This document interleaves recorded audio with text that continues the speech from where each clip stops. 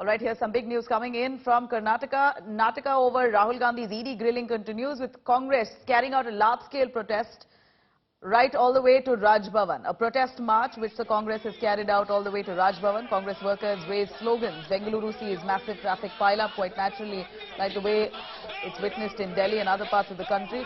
Congress launching a nationwide agitation. At this point, we're also seeing Karnataka. Large-scale protests that erupted in Karnataka with Congress members holding placards condemning the ED summons on Rahul Gandhi, calling this vendetta politics, raising slogans against the government and its intentions, accusing the BJP of arm-twisting central agencies like the ED to carry out vendetta politics. These are the allegations, the blames, the placards Congress members are currently holding up as they protest all the way to Raj Bhavan. They've carried out a protest march to Raj Bhavan at this point.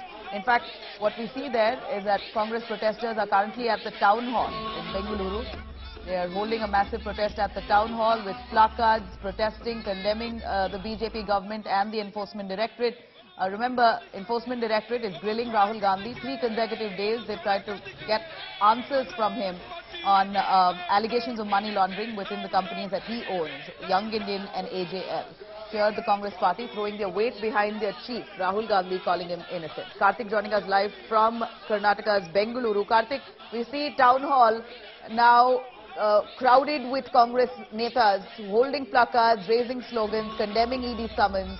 Who's leading that protest in Bengaluru today?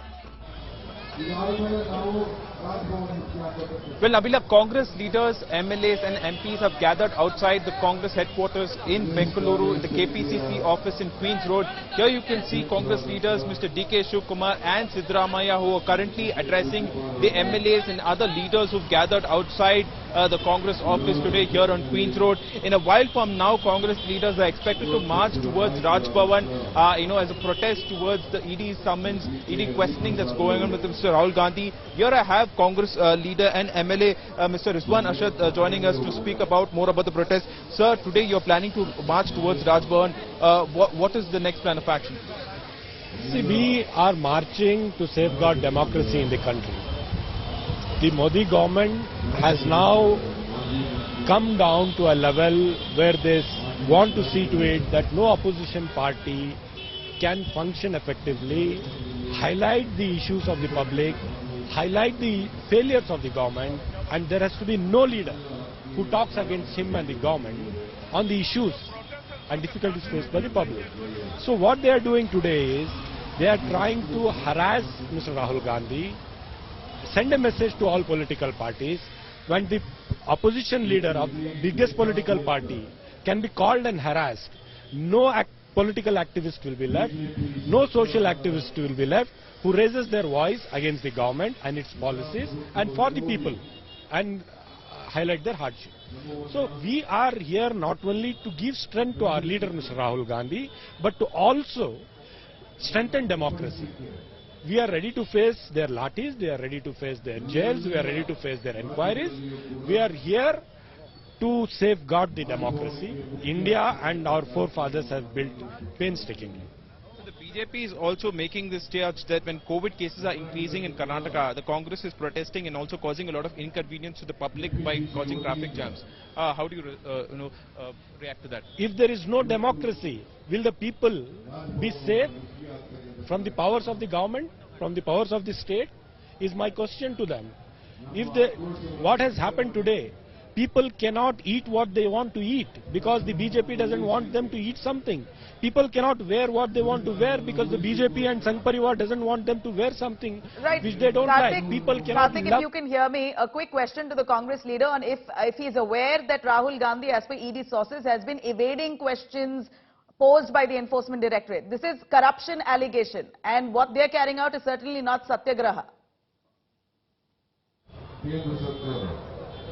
Well, during the ED questioning, sources say that Mr. Rahul Gandhi is evading the questions, and these are questions about corruption. And the Congress party says that it would go on a satyagraha, but here we see an all-out protest, that is currently going on in Karnataka and across India. How do you respond to that? What happens between Mr. Gandhi and the ED? How does the media come to know? Who plants this? Why is it being planted? So the ED and the government is trying to do something is very evident. One. Two, what is the corruption in this whole the incident of series of incidents which have happened regarding the National Herald? Is it a government property? Is it a tendered thing? Is it a developmental work where there are thousands of crores? There is nothing. A newspaper which was being closed, was supposed to get closed, which has a history of fighting against the Britishers and supporting the independence movement, was rescued by the Congress party by paying money and clearing the loans up to the tune of 90 How crores. the enforcement directorate to do their job? Allow the enforcement directorate to do their job. These are corruption allegations. Many irregularities and tax assessments do not add up. This is what the ED has categorically said. Why not allow this investigation to be carried forward gracefully? To them. Now, one more question that's being raised is that when ED is currently grilling Mr. Rahul Gandhi, do you think these protests are trying to somewhat, distract the attention, are trying to, evade the attention that's currently going on, and also, don't you think you're trying to disrupt the investigations which are going on? On the contrary, the grilling of Mr. Gandhi and targeting of the opposition leaders is in a way to control the voices of the opposition and distract the attention of the public from rising unemployment, rising inflation. Petrol, diesel and gas rates are beyond the reach of the common people. The economy is in such a pressure. What is the dollar versus rupee rate today? It has gone beyond 78 rupees. This harassment is to divert the attention of the public from not focusing on the failures of the BJP and Modi government. That is why they are trying to divert the attention. Raised is why serious issues like he mentioned, inflation, price rise, jobless, large population currently don't have jobs. Those are issues to be investing their energy on. Throwing their weight behind Rahul Gandhi at this point, do they believe that they're going to get anything out of it?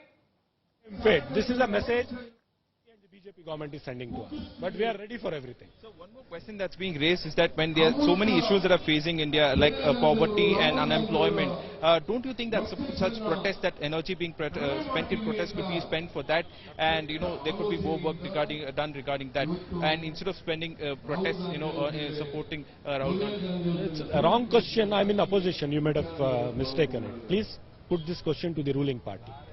Instead of calling the opposition leaders and harassing them, why are you not working to elevate people? As an opposition,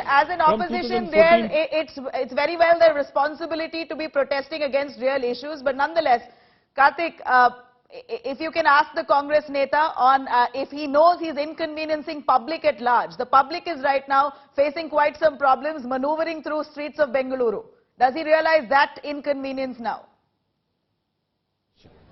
So, one more thing lastly is that in Bengaluru we already have a lot of traffic problems that we face, and these protests earlier also just 3 days back Congress had a huge protest in Lal Bagh Gate, and there were a lot of protests. There were ambulances also that were blocked. Don't you think that this is causing inconveniences to the public? Definitely there will be momentary inconvenience, but if there is no democracy, how will people live freely? What about their rights?